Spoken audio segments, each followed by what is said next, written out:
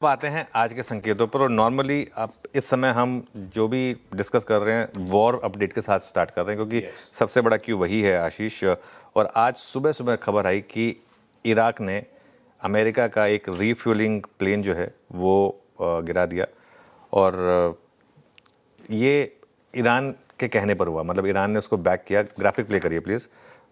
Iran ने कहा तो उसके कहने पर ये हुआ।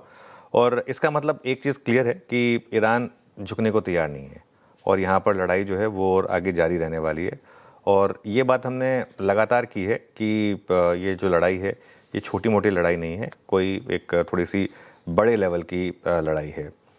और इस लड़ाई को पिछली लड़ाइयों से कंपेयर करना बचपना है।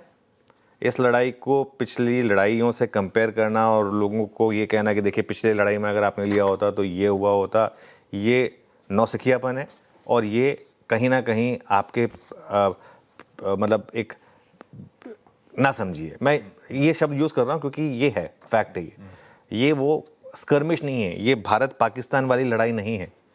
ग्लोबल हमारे लिए तो ऑब्वियसली भारत पाकिस्तान की लड़ाई बड़ी थी, लेकिन ग्लोबल मार्केट के कॉन्टेक्स्ट में वो कुछ भी नहीं थी।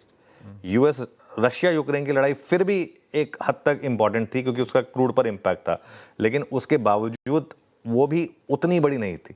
या इजराइल हमास वाली जंग भी जो थी वो भी जिसका इम्पैक्ट 2 दिन था। क्यों हमने पिछली जब 3 ये वॉर हुई तो मेरा व्यू बहुत क्लियर था, लपक लीजिए, राइट। इस बार क्यों व्यू अलग था? 2 कारणों से। एक तो ये लेवल ऑफ लड़ाई अलग थी और दूसरा तब हम बुल मार्केट में थे, अब हम एक बुल मार्केट में नहीं है। ये फ़र्क होते हैं और इन फ़र्क को समझना ज़रूरी है। देखिए, एक ही न्यूज़ बुल मार्केट में अलग इम्पैक्ट देती है, बेयर मार्केट में अलग इम्पैक्ट देती है। और ये 2 सुपर पावर के बीच एग्जिस्टेंशियल क्राइसिस वाली लड़ाई है, मतलब अस्तित्व की लड़ाई है बेसिकली। जो हम कहते हैं 2 सिविलाइजेशन की रिलीजियस लड़ाई, जो मर्जी कह लीजिए इसे, ये महायुद्ध है वाकई में, ठीक है।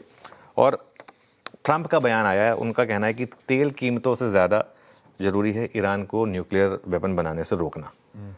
और इजराइल का बयान है कि युद्ध के बाद ईरान की सरकार बदलेगी या नहीं इसकी कोई गारंटी नहीं है। तो क्लियरली ये वॉर लंबी खींचने वाली है आशीष, मान के चलिए। दुबई में कल 2 हमले हुए।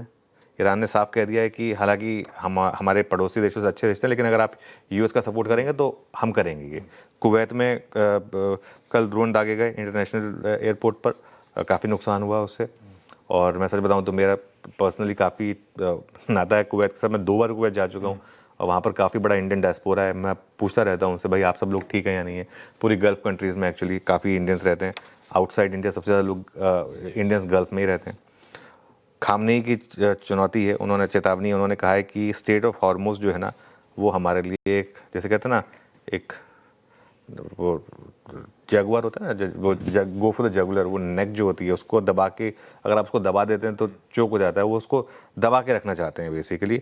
और उन्होंने ये तक कहा है कि हम $200 तक पहुंचा देंगे क्रूड अगर आपने ये सब चीज़ें नहीं की। अगर आपने अमेरिकन बेसिस बंद नहीं किए गल्फ़ कंट्रीज़ में तो हम और हमले करेंगे, खून का बदला खून से लेंगे, मार्टरडम का बदला लेंगे, ये सब चीज़ें कही हैं। और ये भी कहा है कि हमें मुआवजा दीजिए वरना हम आपकी संपत्तियाँ जो है ना वो डिस्ट्रॉय करेंगे।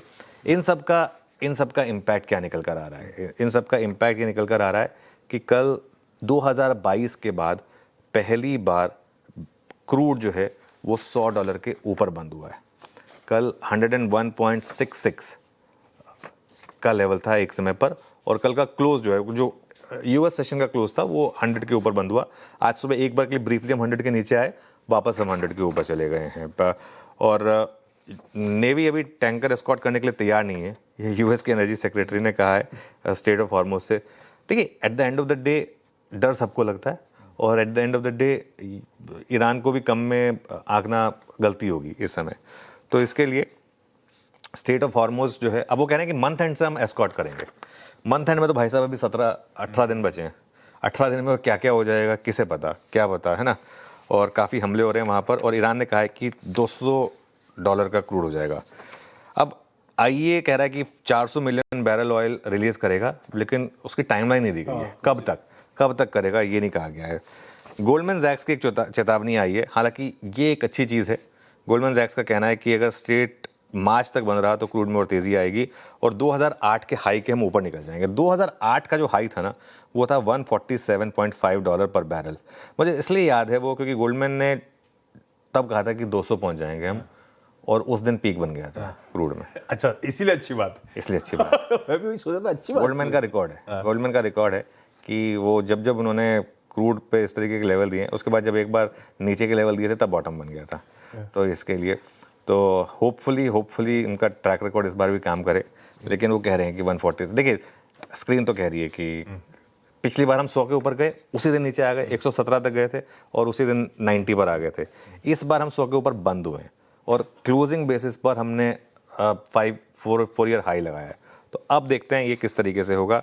आई एम श्योर डिटेल में आप ग्लोबल मार्केट समझाएंगे, लेकिन एक बेसिक बता देता हूँ क्या हुआ अमेरिकी मार्केट में। डाउ जोन्स में कल 750 पॉइंट की गिरावट हुई। रख दीजिएगा अमेरिकी इंडेसेस 47,000 के नीचे बंद हुए हैं हम। S&P 1.6% नीचे गिरकर बंद हुआ। नैस्डैक ये फ्यूचर्स दिखा रहे हैं आप, मैं स्पॉट की बात कर रहा हूँ, मार्केट रख दीजिए ना, इंडेसेस रख दीजिए।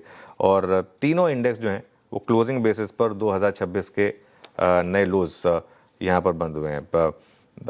कल की क्लोज की बात हो रही है, एक बार वो भी दिखा दीजिएगा जरा यूएस मार्केट की। ये देखिए कल इस तरीके से हम 740 पॉइंट डाउ जोन्स में, नैस्डैक में 0.25% और 2026 के नए लोज बेसिकली यहाँ पर बंद हुए हैं। ये भाई साहब